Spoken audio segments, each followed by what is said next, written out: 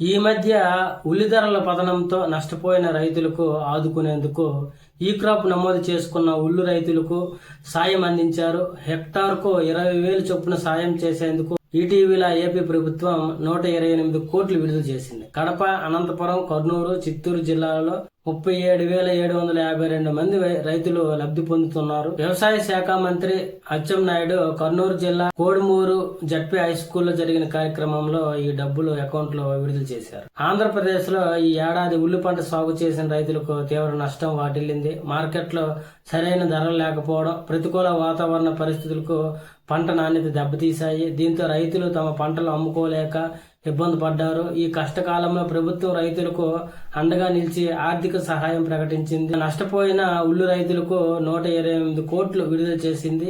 ఈ crop ID ఉన్న అర్హులైన రైతులకు వెంటనే ఈ పరిహారం అందేలా చర్యలు తీసుకోవాలని ప్రభుత్వం ఆదేశించింది. ప్రతి హెక్టార్కు 20,000 చొప్పున ఆర్థిక సహాయాన్ని అందించారు. అయితే ఈ నిర్ణయం వల్ల ఉల్లి రైతులు కొంతమేర ఉపశమనం పొందుతారని భావిస్తున్నారు. నష్టపోయిన రైతులకు ఏపీ ప్రభుత్వం హెక్టార్కు 20,000 చొప్పున పరిహారం అందిస్తుంది. ఈ పరిహారాన్ని రైతుల బ్యాంకు ఖాతాలో నేరుగా జమ చేయాలని ప్రభుత్వం ఆదేశించింది. ఈ క్రాప్ ఐడిని పరిశీలించి అర్హులైన రైతులకు ఈ సహాయం అందేలా అధికారులు చర్యలు తీసుకుంటున్నారు. ప్రభుత్వ నిధులు విడుదల చేయడంతో రైతులు ఇప్పుడు ఆనందం వ్యక్తం చేస్తున్నారు.